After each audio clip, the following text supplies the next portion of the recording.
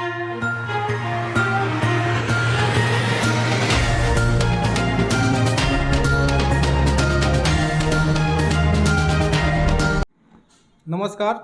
आप देख रहे हैं तेज भारत न्यूज़। मैं हूं दीपांकर कुमार और आज हमारे स्टूडियो में बहुजन समाज पार्टी के 30वां विधानसभा अध्यक्ष सोनू गौतम जी आए हुए हैं। इनसे हम कुछ मुद्दों पर बात करेंगे। तो सबसे पहले सोनू गौतम जी, आपका हमारे चैनल में स्वागत है। बहुत बहुत धन्यवाद।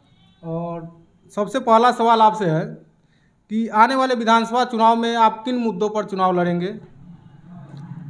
देखिए, बेरोजगारी, महंगाई, शिक्षा, भ्रष्टाचार, इन सभी मुद्दों पे हम चुनाव लड़ेंगे। आज जनता त्रस्त है और हम इन्हीं सभी मुद्दों को लेकर के जनता के बीच आ रहे हैं। विरोधियों का कहना है कि बसपा सुप्रीमो जो है लोकसभा चुनाव और राज्यसभा चुनाव में जो है पैसे लेकर टिकट बांटती हैं। इस पर आपका क्या कहना है? देखिए, ये तो विरोधियों का काम है कि हमारी बहन जी को हमेशा से बदनाम करते आए हैं। अब आपको हाल ही में एक घटना बता दूं कि राम जी गौतम जो हमारे राज्यसभा सदस्य हैं, उनको बहन जी राज्यसभा भेजने से पहले वो चाहती थी कि डिम्पल यादव जो अखिलेश यादव की पत्नी हैं, उनको चाहती थी कि वो राज्यसभा जाएं। लेकिन अखिलेश यादव जी द्वारा एक उद्योगपति से करोड़ों पैसा ले करके उनको राज्यसभा भेजने का वादा जो उन्होंने कर रखा था, ये उनकी मजबूरी थी। शायद इसी कारण से बहन जी ने कई बार कोशिश किया उनसे बात करने के लिए, लेकिन वो बात नहीं किए। और हमारी बहन जी जो है कि एक गरीब कार्यकर्ता, सभी दलों की बात करें तो आप अगर बीजेपी हो, कांग्रेस हो, आम आदमी पार्टी हो, समाजवादी पार्टी हो, ये सभी पार्टियां जो हैं राज्यसभा उसी व्यक्ति को भेजती हैं जो अमीर हो, उद्योगपति हो, पैसे वाला हो, जो पैसा पार्टी को फंडिंग करता हो। लेकिन हमारे राज्यसभा में वही व्यक्ति जाता है जो हमारा कार्यकर्ता होता है पार्टी का, जो गरीब होता है, वही जो उस लायक होता है उसको बहन जी राज्यसभा भेजती हैं। यह अफवाह है कि बहन जी पैसा लेकर के राज्यसभा भेजती हैं या लोकसभा का टिकट देती हैं। ये विरोधियों का जो है कि कार्य है कि हमेशा से पार्टी को बदनाम करते रहे हैं। भाजपा गवर्नमेंट जो है जनता को जो है जो मुफ्त में राशन दे रही है, इस पर आपका क्या कहना है? देखिए, कुछ दिन पहले जियो का जो सिम था वो भी फ्री दिया गया था जनता को, और आज क्या हालत है रिचार्ज का वो तो सामने है। वही हालत होने वाली है। और फ्री राशन देने से, फ्री 1 किलो तेल देने से, नमक देने से काम चलने वाला नहीं है।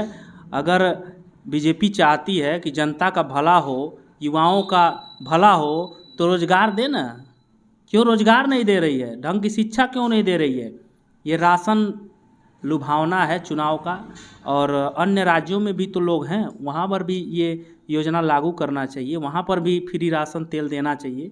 ये चुनाव आया है तो ये सारी चीज़ें आई है, और जैसे चुनाव ख़त्म हो जाएगा वैसे ये फिर बंद कर दिए जाएंगे ये सारी चीज़ें। 1995 में आपकी पार्टी जो है पूर्ण बहुमत की सरकार थी, लेकिन पिछले विधानसभा चुनाव में मात्र 29 सीटों पर सिमट गई।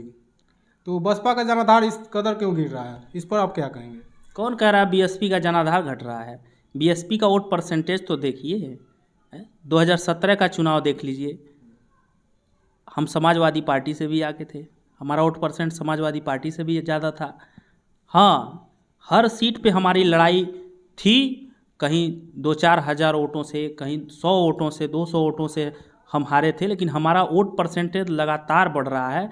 और इस बार भी जो है कि जनता इंतज़ार कर रही है विधानसभा चुनाव की, और बीजेपी का बहिष्कार करेगी और पुनः 5वीं बार आदरणीय बहन कुमारी मायावती जी की सरकार बनाएगी।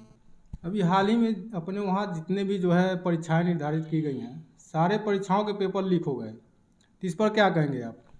देखिए, जो शासन सत्ता में बैठा है वही जब पेपर लीक करवाएगा, इनके विधायक पेपर लीक करवाते हैं, जो परीक्षा नियामक अधिकारी हैं वही ये जो है कि पेपर जो है लीक करवाएंगे। बियर के जो है कि दुकान में पेपर की छपाई होगी, तो इन लोगों के लिए जो है ये युवा जो है गंभीर विषय नहीं है, बेरोजगारी गंभीर विषय नहीं है। ये तो पढ़े लिखे लोगों के भावनाओं के साथ खेलते हैं। अभी 28 तारीख को जो पेपर थी टेट की, उस टेट के एग्ज़ाम में मैं भी बैठा था। 20 मिनट पेपर होने के बाद से खबर आया कि पेपर लीक हो गया। बताइए, उसमें लगभग 23 लाख बच्चे बैठे थे। उन 23 लाख बच्चों के सपनों को इन लोगों ने तोड़ दिया।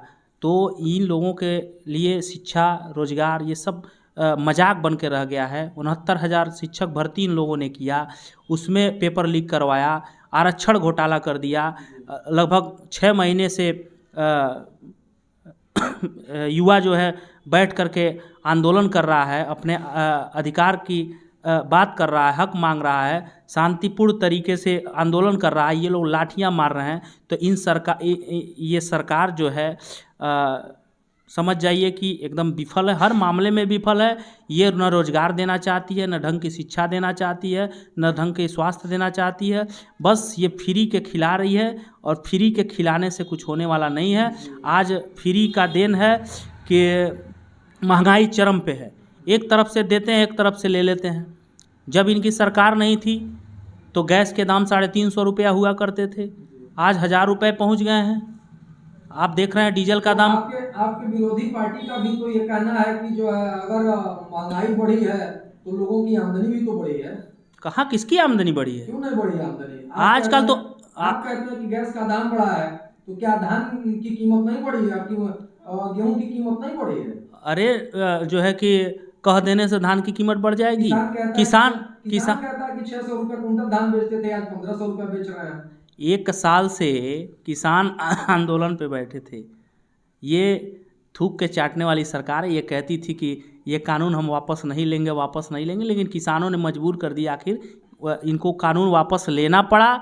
और किसान तो कहते हैं कि एक कानून लाइए ना, कि आप जो मूल्य निर्धारित करते हैं उस पर कानून बना दीजिए कि अगर हम 18 रुपया जो है कि मूल्य निर्धारित कर दिए, तो 18 रुपये से कम अगर कोई खरीदता है धान या गेहूँ या जो भी चीज़, तो उस पर केस हो जाए। तो ऐसा क्यों नहीं करें? ये बस कहने वाली चीज़ है। कहीं किसी को 1500 रुपये या 1800 रुपये नहीं मिल रहे हैं, लोग मजबूर हैं 800-900 रुपये में बेचने के लिए। जो भी धांधली है, विपक्ष के लोग बताते हैं कि धांधली है, लेकिन आखिर विपक्ष के लोग क्या कर रहे हैं, विपक्ष पार्टियां क्या कर रही हैं? देखिए, विपक्ष का काम है हर मुद्दों पे आवाज़ उठाना, जनता के बीच उन बातों को पहुंचाना। और ये तानाशाही सरकार है, इनको जनता से कोई मतलब नहीं है। ये मनमौजी सरकार है, जो इच्छा कर रहा है वो कर रहे हैं। और जनता इंतज़ार कर रही थी चुनाव का। चुनाव आ चुकी है, 2022 के चुनाव में इनको सबक सिखाएगी जनता। जनता कहती है कि बीजेपी से बढ़िया कोई सरकार ही आज तक नहीं बनी, और आप कह रहे हैं कि जनता नाराज है। कौन कह रहा है? पूरी जनता कह रही है कि फ्री में राशन मिल रहा है, जो कि 2 गुने, जिसे 5 किलो मिलता था आज 10 किलो मिलते हैं, दाल मिलते हैं, नमक मिलते हैं, तेल मिलते हैं। गाँव की जनता बड़ी खुशहाल है। देखिए, कोई खुशहाल नहीं है, अब उनकी तो मजबूरी है भाई। राशन उनके नाम से आ रहा है तो लेना पड़ेगा, इसलिए ले रहे हैं लोग। ये मजबूरी है। भले ही राशन ले रहे हैं लोग, भले ही उनको फ्री तेल नमक मिल रहा है, लेकिन 22 के चुनाव में इनको सबक सिखाएंगे। महंगाई नहीं देख रहे हैं? डीजल पेट्रोल का दाम देख लिए। कोई ऐसा चीज़ बता दीजिए जिसकी दाम बढ़ी न हो, कोई भी ऐसा वस्तु बता दीजिए। हर चीज़ का दाम जो है बढ़ा। और एक चीज़ और है, बीजेपी सरकार की खासियत रही है, जब जब आई है तब तब महंगाई चरम पे रहा है।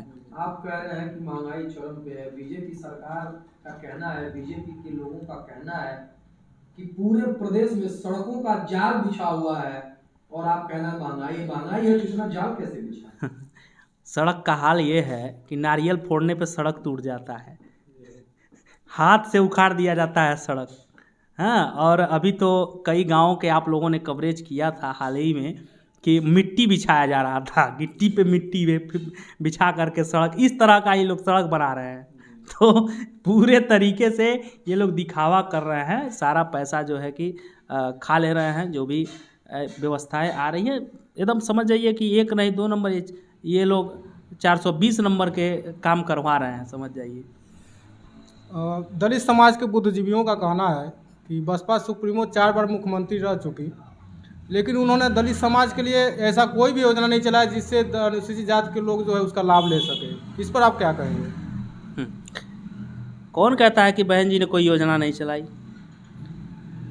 बहन जी ने महामाया योजना चलाया था, जिसमें जो भी व्यक्ति के घर लड़की पैदा होती थी उसे 1,20,000 रुपये का चेक मिल जाता था।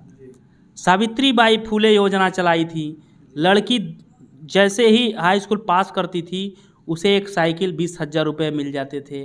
कांसी राम साहब योजना के तहत बहन जी ने कांसी राम आवास बनवाया, जिसमें जिनके पास एकदम रहने का ज़मीन नहीं था, घर नहीं था, वैसे लोगों को बहन जी ने आवास उपलब्ध कराया। नहीं, वो तो सारी योजनाएं जो हर वर्ग के लिए था, हाँ, तो हर वर्ग के लिए था, लेकिन दलित समाज के लिए उन्होंने कोई ऐसा योजना नहीं चलाया जिससे उसे लाभ हो सके। क्यों? बहन जी की सरकार थी तो हमारे जो है कि ये ठेकेदारी जो थी, इस ठेकेदारी हमेशा से जो है कि बड़े लोग लिया करते थे, मजबूत लोग जो बलशाली लोग थे वो लिया करते थे, लेकिन बहन जी ने ठेकेदारी में आरक्षण देकर दलितों को आगे बढ़ाया। बहन जी ने गरीबों के लिए वो क्या नाम है, राशन कार्ड जो है कि लाल वाली जो राशन कार्ड होती है उसको बहन जी ने बड़े स्तर पे बनवाने का कार्य किया। बहन जी ने शादी अनुदान देने का कार्य किया। ये तमाम, और आज शादी की चर्चा आ गई बात पे तो मैं बता रहा हूँ कि बहन जी की सरकार थी तो बहन जी फॉर्म डाला जाता था गरीबों के द्वारा, और गरीबों के खाता में शादी अनुदान के तहत बहन जी उनके अकाउंट में पैसे भेज दिया करती थी, और वो अपना शादी अपनी बेटी की कर लेता था, किसी को कानो कान पता नहीं चलता था। लेकिन आज ये लोग शादी करवा रहे हैं बीच चौराहे पे बैठा करके, और ये उन गरीबों को बैठा करके माइक में वहाँ से बोला जाता है, मैं सुना हूँ, माइक में कहते हैं लोग कि आज हमने एक निहायत गरीब जिसकी औकात नहीं थी शादी करने की, उनके बच्चियों की हम लोग शादी करवा रहे हैं। तो ये तो मैं समझता हूँ उन गरीबों का, उन असहायों का, उन लाचारों का सरासर बीजेपी अपमान कर रही है। ये अपने पार्टी के प्रचार के लिए लोगों को बैठा करके वहाँ पे सबको दिखा रही है कि देख लीजिए कि ये गरीब हैं, इनके पास बेवत नहीं है शादी करने की, इनकी शादी हम करा रहे हैं। तो ऐसा नहीं होना चाहिए। और हमारी बहन जी की सरकार थी तो यही शादी के अनुदान सीधे अकाउंट में जाते थे खाता में, और गरीब अपना शादी कर लेता था, कोई नहीं जान पाता था। कुछ टीवी चैनलों पर ओपिनियन पोल दिखाया जा रहा है जिस पर सपा और भाजपा को अगले विधानसभा चुनाव में दिखाया जा रहा है, टक्कर दोनों में है, लेकिन आपकी पार्टी को एकदम चुनाव से बाहर दिखा रहा है। इस पर आप क्या कहेंगे? पहली बात तो मैं बता दूं कि ये जो समाचार वाले जो मीडिया वाले हैं, ये एक षड्यंत्र के तहत कार्य कर रहे हैं। इस पे मैं बता रहा हूँ कि देखिए, सीधे टक्कर बीजेपी और बीएसपी की है। ये भाजपा के प्रदेश अध्यक्ष एक दिन बोल भी दिए कि बसपा जो है लड़ाई में है, और मैं बता रहा हूँ कि देखिए बीएसपी का जो वोट बैंक है, बीएसपी का जो वोट बैंक है वो 23% है, वर्तमान में भी 23% वोट है। वो चट्टान की तरह खड़ा है बीएसपी के साथ, वो हिलने डुलने वाला नहीं है।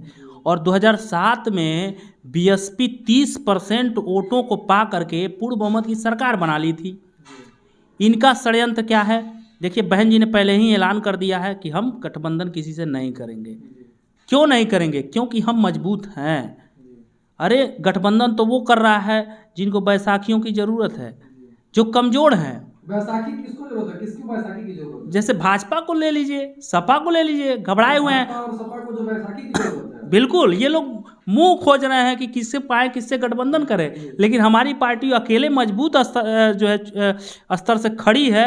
और इस बार मैं आपको बता रहा हूं कि 23% वोट बीएसपी कैडर वोट है, और उनके साथ जो जैसे जनता क्या है कि ऑप्शन ढूंढ रही है। अन्य पार्टियों का कहना है कि बीएसपी चुनाव में ही नहीं रहेगी। ऐसा कुछ नहीं है, वो तो सब हवा बनाया जा रहा है। मैं आपको बता रहा हूँ, देखिए जनता इस बार ऑप्शन ढूंढ रही है, बीजेपी को हराने के लिए ऑप्शन ढूंढ रही है। तो और बीजेपी के मैं मेरी बात आप सुन लीजिए। आप कह रहे हैं ऑप्शन ढूंढ रही है, लेकिन जनता तो बहुत प्रसन्नचित है। नहीं, मेरी बात तो पूरी होने दीजिए। जनता ऑप्शन ढूंढ रही है, लेकिन जनता जाए तो कहाँ जाए। अब षड्यंत्र के तहत टीवी पे सपा को दिखाया जा रहा है कि जो लोग नाखुश हैं बीजेपी से। कहीं ना कहीं आप मानते हैं कि आपकी पार्टी पीछे और सपा आगे है? नहीं नहीं नहीं, ये षड्यंत्र के तहत दिखाया जा रहा है। बीएसपी से टक्कर देने के लिए अभी तो हमको लगता है कि भाजपा ही दिख रही है, बाकी कोई नहीं है। मैं वही बात समझाने की कोशिश कर रहा हूँ। कहीं डर है आपको भाजपा? कहीं नहीं, कहीं ना कहीं डर देखिए है आपको देखिए भाजपा से? सत्ता जैसे डर नहीं है, डर बिल्कुल नहीं है, तो आप कहते नहीं कि भाजपा है। बिल्कुल डर नहीं है। भाजपा सत्ता में है और हमेशा सत्ताधारियों से ही लड़ाई होती है, विपक्षियों के। सत्ताधारियों से आपको भय लगता है? नहीं, बिल्कुल भय नहीं है। भय क्यों? अगर भय नहीं लगता तो आप कैसे कहते हैं कि सत्ताधारियों हमेशा सत्ताधारियों की ही चलती है? देखिए सत्ता में है, मैं ये कह रहा हूँ कि हमारी लड़ाई है उनसे, ठीक है। जैसे सत्ता से बाहर उन्हीं को करना है। किस तरह की लड़ाई आपसे उनसे है? जैसे जनता जो है त्रस्त है महंगाई को लेकर के, बेरोजगारी को लेकर के, भ्रष्टाचार को लेकर के, शिक्षा को लेकर के। अभी गांव में जाया जाता है तो पता चलता है कि जनता जो है भाजपा सरकार से बहुत ही खुश है। नहीं, वो हमको लगता है आप भाजपा के एजेंटों के पास जाते हैं, भाजपा के एजेंटों के पास जाते हैं, भाजपा के कार्यकर्ताओं के पास जाते होंगे। आप गरीबों के पास जाकर तो देखिए, गरीबों के बीच में जाइए। गरीब देखिए बेचारा क्या करे, बेरोजगार परेशान है, खाने बिना मर रहा है गरीब। देखिए आजकल क्या है, गरीब बेचारा ताकत है, उसको काम करने की इच्छा है, आता है सुबह मजदूरी करने, लेकिन उसको काम नहीं मिल रहे हैं क्योंकि लोगों की आमदनी जो है ढीली हो गई है। और गरीब बेचारा परेशान है, मजबूरन घर जा रहा है, घर पे बैठा रह रहा है, घर में नमक रोटी ये जो है कि नमक चावल खाने पे मजबूर है। इस बात को समझना होगा। और इस बार ये सारे बातों को ध्यान में रख करके जनता इंतजार कर रही है कि कब जो है कि चुनाव हो, हम इन लोगों की बोरिया बिस्तर बांधें और फिर जो है कि बीएसपी की, गरीबों की, पिछड़ों की, मजलूमों की, दलितों की सरकार बनाएं। जनता का कहना है कि जब बीजेपी के से पहले जो भी सरकारें आई ना उन्होंने सुविधाएं दिया, बिजली, सड़क, पानी, राशन, कोई सुविधा हमने नहीं मुहैया कराया। आज बीजेपी के सरकार में हमको सारी सुविधाएं मिलती हैं। कैसे आप कह रहे हैं? कौन कह रहा है? कौन कह रहा है? थोड़ा बताइए। कोई नहीं कह रहा है, ये आप कह रहे होंगे, ये आप कह रहे होंगे, ये आप कह रहे होंगे, ऐसा कुछ नहीं है। आप निचलौल शहर में हैं और महाराजगंज से बॉर्डर इलाके को जोड़ने वाली टूटीबारी को सड़क पे आज एक बार आप महाराजगंज में एक बार घेरा लगाते हैं और टूटीबारी चले जाते हैं। जनता कहती है कि इसकी पहली सरकार में कभी ऐसा हुआ ही नहीं। इन सड़कों के बने कितने दिन हो गए? इन सड़कों के बने कितने दिन हो गए? कितने दिन हो गए? जाइए देखिए सड़कों की हाल, कहीं धंस चुकी है, कहीं टूट चुकी है। अब हाल ही में टूटीबारी का पुल जो धंस चुका था, आप लोग कवरेज किए थे। इस तरह का रोड बनवाएंगे ये लोग? ये तो पैसा सरासर बर्बाद कर रहे हैं। तो जनता फिर खुश क्यों है? कहाँ खुश है? कोई नहीं खुश है। खुश वही है जो भाजपा के एजेंट है, भाजपा का जो है कि पिछलग्गू है, वही खुश है इस सरकार से, बाकी कोई नहीं। जनता का सीधे कहना है कि पूर्ववर्ती की सरकार में मुझे ऐसी सुविधाएं नहीं मिली। मैं जिले से बस में एक कप चाय लेके अगर बैठता हूँ तो वो चाय पीते हुए मैं बॉर्डर के इलाके तक पहुंच जाता हूँ, चाय कहीं गिरता नहीं है। अच्छा, और आप कहते हैं सड़कें नहीं है। एक बात बताइए, ठीक है मैं मानता हूँ मुख्य आप मानते हैं नहीं, ठीक नहीं, ठीक है, डरते नहीं है। जो रोड की बात किए हैं आप, इसके पहले भी सरकार, आप ये मानते हैं ना कि सड़क, देखिए मेरी बात सुनिए। जैसे बीजेपी सड़क बनवाई, सड़क जो है कि धंसने लगा, टूटने लगा, ये बात अलग है। लेकिन इन मुख्य मार्गों को छोड़ दिया जाए तो जो गाँव को जोड़ती है सड़कें, उस एक भी सड़कों को अगर इन लोगों ने बनवाया हो तो बताइए। गाँव में किसी सड़क को बताइए आप जिस सड़कों के बीजेपी के सरकार में नहीं बनी है। अभी तमाम सड़कें हैं, इधर चले जाइए, आप अपने विधानसभा क्षेत्र में आ जाइए, 317, आप बढ़िया तरफ चले जाइए, आप बजही की तरफ चले जाइए, आप शीतलापुर के तरफ चले जाइए, आप झुलनीपुर के तरफ चले जाइए। झुलनीपुर की तरफ तो लोग कहता है कि सड़कें बड़ी अच्छी हैं। नहीं, ये मेन मुख्य मार्गों को छोड़ दीजिए, मुख्य मार्ग को छोड़ दीजिए, इटहिया के तरफ चले जाइए, बीच रास्ते आप तमाम सड़कें हैं। इधर कोहड़वल के तरफ चले जाइए, इधर रोहतार के तरफ चले जाइए, इधर आप मधुबनी के तरफ चले जाइए, इधर जो है कि आप चले जाइए हरपुर पकड़ी की तरफ चले जाइए। विधानसभा में 317 विधानसभा में सड़कों की जाल नहीं है क्या? नहीं, बिल्कुल नहीं है, मुख्य मार्ग जो है कि वह भी भ्रष्टाचार की भेंट चढ़ गई है, उस तरह के बनवाने से थोड़ी ना विकास हो। अगर आप चाहते हैं, विधायक जी ने तो बहुत सारे काम कराए हैं आपके विधानसभा क्षेत्र में। ऐसा कुछ नहीं है, ऐसा काम करवाए हैं कि निचलोल का डिपो यहाँ से उठ के चला गया महाराजगंज। हमारे विधानसभा का एक जो है कि समझ जाइए कि यहाँ निचलोल की बसें हमको दिल्ली मिलती थी, वहाँ खुश हो जाता था यहाँ का जनता कि हमारे वहाँ का बस चलता है। ये एक समय था यहाँ 40 लगभग 40 बस चलते थे, आज 10 से 12 बस आते जाते हैं। रात में आता है कोई व्यक्ति सुविधा हो जाती है उसको। तो इस तरह से ये लोग काम कर रहे हैं, ऐसा कुछ नहीं है।